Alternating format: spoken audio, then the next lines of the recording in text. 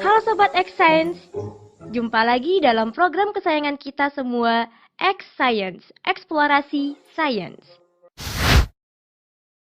Nah, hari ini teman-teman kita mendapatkan tugas dari sekolah untuk membuat prakarya rantai makanan. Tugasnya adalah menempatkan pilihan hewan-hewan ke dalam kotak-kotak agar menjadi susunan rantai makanan yang tepat.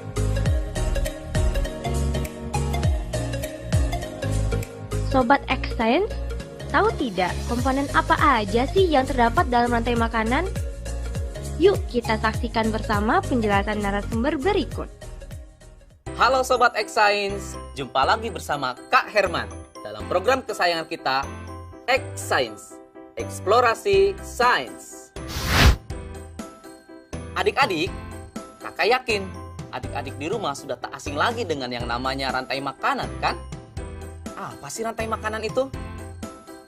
Rantai makanan adalah peristiwa perpindahan energi dari satu makhluk hidup ke makhluk hidup lainnya. Ada makhluk hidup yang berperan sebagai produsen, ada makhluk hidup yang berperan sebagai konsumen, dan ada pula makhluk hidup yang berperan sebagai pengurai. Jadi, dengan kata lain, rantai makanan adalah proses transfer energi. Kakak kasih contoh ya. Padi dimakan oleh tikus. Tikus dimakan oleh ular. Ular dimakan oleh elang. Elang mati nanti akan diuraikan. Nah, dari beberapa rantai makanan itu berkumpul membentuk suatu jaring-jaring makanan. Bagaimana? Sudah paham kan adik-adik? Saatnya kita bernalar. Yuk, mari kita bernalar ya. Jumlah organisme A, B, C, D, dan E yang membentuk rantai makanan di suatu komunitas ditunjukkan oleh grafik berikut. Susunlah urutan rantai makanan dengan tepat berdasarkan data yang ditampilkan grafik, serta jelaskan bagaimana membentuk rantai makanan tersebut.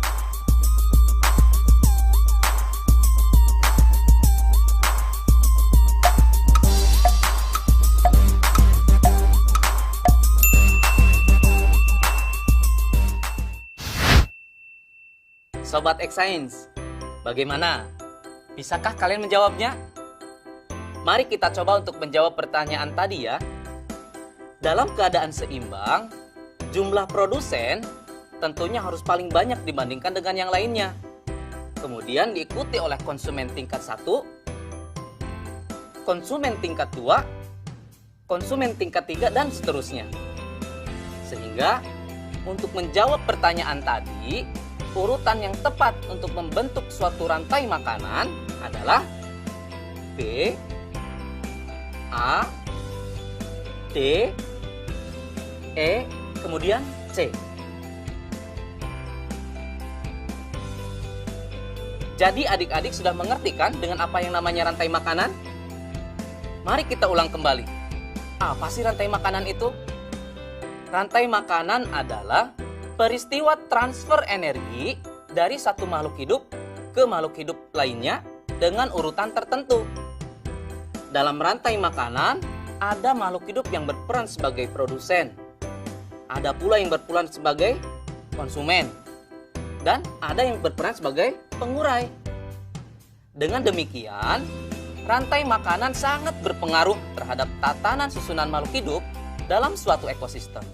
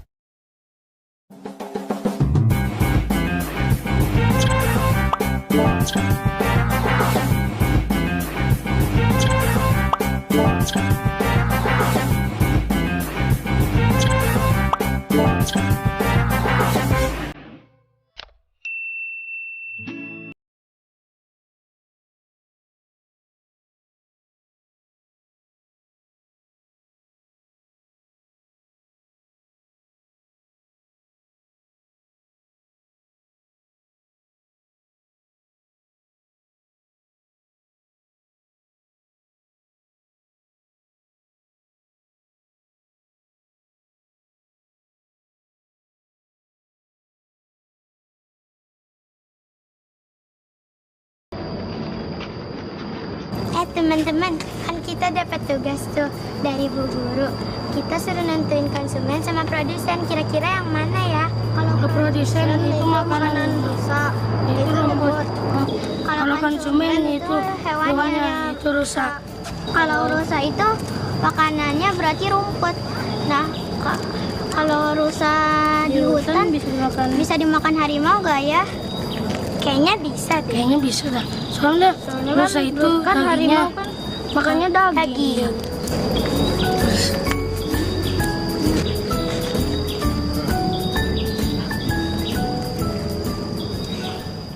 Halo Sobat X Science, kembali bersama Kak Herman dalam program kesayangan kita, X Science, Eksplorasi Sains. Adik-adik, kalian pasti penasaran kan bagaimana hubungan interaksi yang terjadi dalam jaring-jaring makanan? Yuk mari kita simak penjelasan berikut.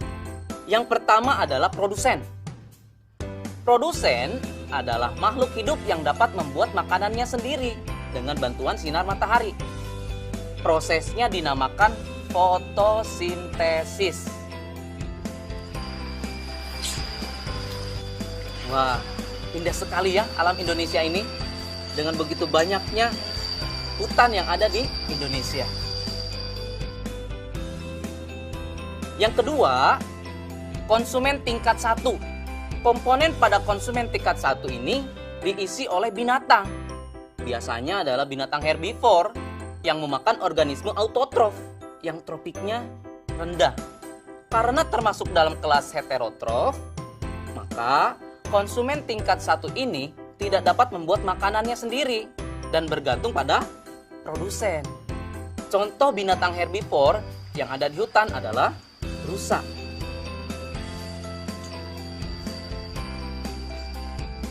Yang ketiga, konsumen tingkat 2 atau tingkat berikutnya, yaitu adalah organisme yang menduduki tingkat tropik ketiga, disebut sebagai konsumen sekunder. Diduduki oleh hewan pemakan daging atau karnivora.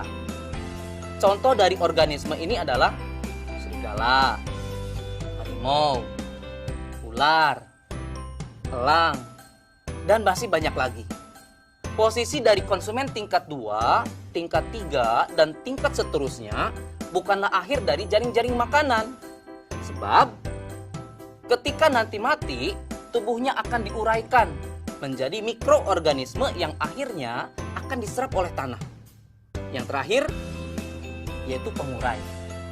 Organisme ini bertugas menguraikan tubuh hewan yang sudah mati menjadi zat yang dibutuhkan oleh tanah.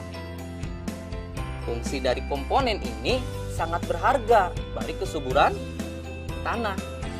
Proses rantai makanan akan berulang, di mana unsur yang telah diuraikan tersebut akan dimanfaatkan oleh tumbuhan untuk membuat makanan melalui proses fotosintesis.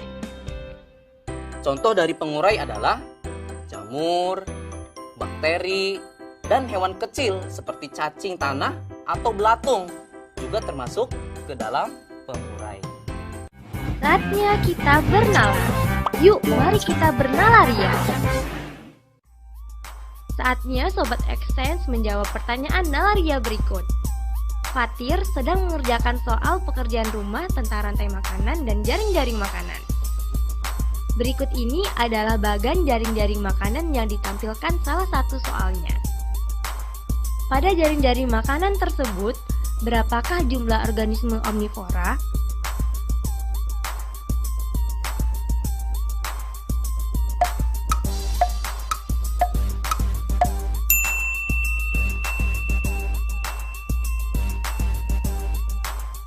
Mari kita simak penjelasannya. Jika dimulai dari produsen F, maka jumlah omnivora adalah 2, yaitu H dan L. Karena H memakan F dan G, L memakan F, H, dan M. Jadi, adik-adik sudah mengerti kan dengan jaring-jaring makanan? Sehingga, apa perbedaan antara rantai makanan dengan jaring-jaring makanan ya? Perbedaannya adalah rantai makanan merupakan bagian dari jaring-jaring makanan Sehingga jaring-jaring makanan akan menimbulkan banyak sekali rantai makanan yang terhubung satu sama lain. Jika skemanya digambar, jaring-jaring makanan akan berbentuk seperti jaring laba-laba.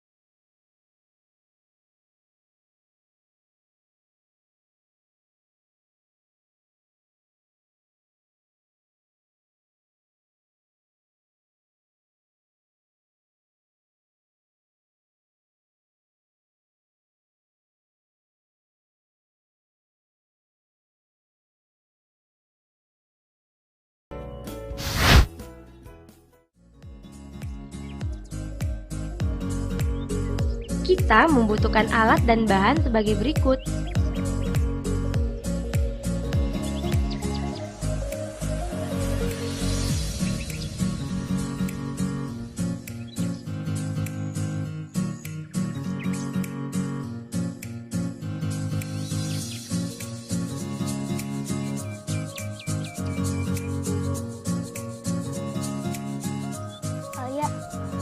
Ayo kita buat miniatur ekosistem hutan. Ayo. Kita ngapain dulu nih? Pertama, kita warnain sungainya dulu. Pertama, tentukan ekosistem yang ingin kita buat. Kemudian, susunlah sekreatif mungkin.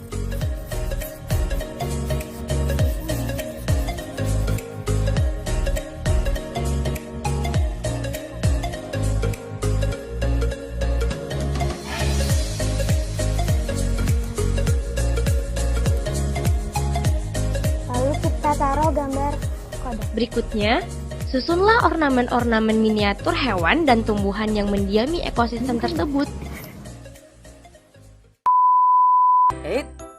Adik-adik tunggu dulu. Sebelum kita masuk ke tahapan meletakkan ornamen hewan dan tumbuhannya, adik-adik harus tahu dulu nih, bagaimana hubungan interaksi makhluk hidup dalam suatu habitat yang mendiami suatu ekosistem. Pertama, hubungan mutualisme. Mutualisme adalah bentuk hubungan antar makhluk hidup yang saling menguntungkan satu sama lain. Contohnya adalah bunga dengan kupu-kupu. Mengapa sih bunga dan kupu-kupu disebut saling menguntungkan? Karena kupu-kupu membantu penyerbukan bunga, sedangkan bunga menyediakan nektar dan sari-sari makanan yang dibutuhkan oleh kupu-kupu. Yang kedua, parasitisme. Apa itu parasitisme?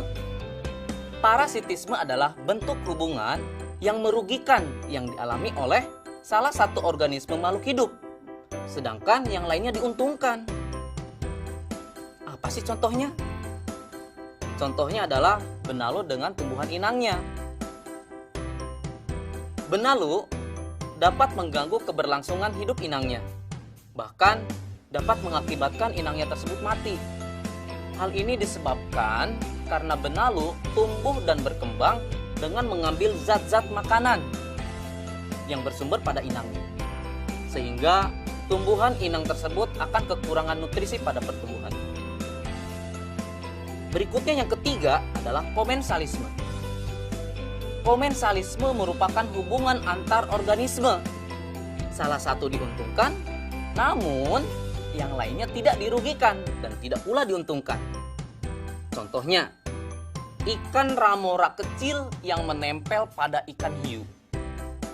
Bagaimana sih hubungan antara ikan ramora kecil dan ikan hiu?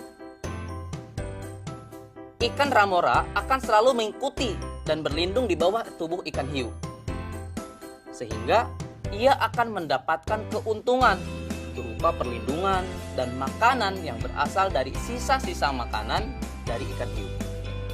Sedangkan pada pihak ikan hiu tidak mendapatkan kerugian dan keuntungan apapun dari perilaku ikan ramora tersebut. Nah, bagaimana Sobat Xsense? Sudah siap untuk lanjut ke tahap berikutnya? Yuk, mari kita pasang ornamen tumbuhan dan hewannya dengan memperhatikan hubungan interaksi makhluk hidup di dalamnya. Setelah itu kita taruh tanaman seperti ini. Ini kan ada pohon. Hewan yang memakan pohon ini, rumput ini yaitu zebra, kerbau.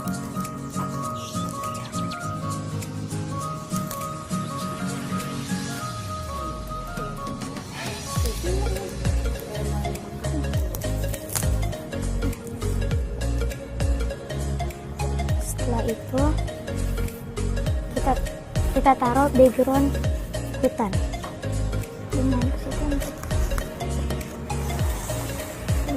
Setelah itu Pastikan di sana terjadi hubungan yang setimbang dalam interaksi ekosistem yang kita buat. dan jangan lupa ditempelkan burung elang. Nah, di sini terlihat yang memakan rumput adalah zebra, kerbau hutan, dan kijang. Nah, hewan yang memakan daging di sini ada serigala dan elang. Ada cacing di bawah pohon yang sudah busuk.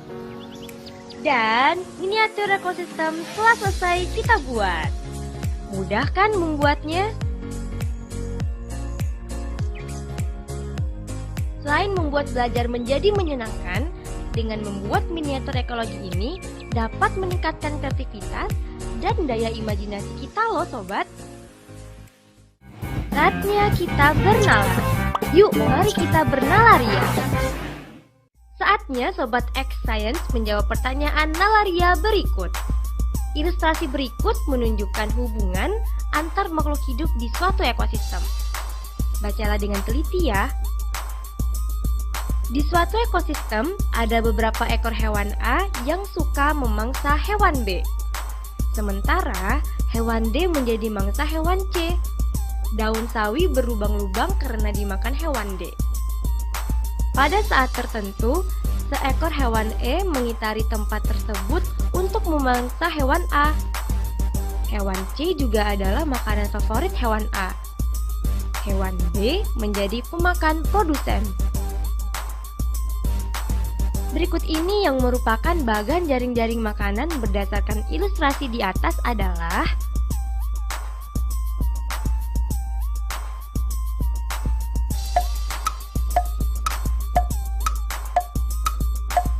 apakah sudah ada yang bisa menjawab? Jawaban yang tepat adalah jawaban C. Karena soal ini perlu bernalar, maka kita harus mencari dahulu nih produsennya. Produsen di soal ini adalah daun sawi. Daun sawi dimakan oleh B dan D, sedangkan D dimakan oleh C. Kemudian pada soal dituliskan C dan B dimakan oleh A. Namun A bukan konsumen tingkat akhir karena A dimakan oleh E. Dari penjelasan tersebut, kita dapat mencocokkan jawaban dengan pilihan yang sesuai, yaitu pilihan C. Dan dapat disimpulkan terbentuklah jaring-jaring makanan dengan dua rantai makanan pada ekosistem tersebut. Gimana, mudah bukan belajar sains? Sampai jumpa pada eksplorasi sains berikutnya.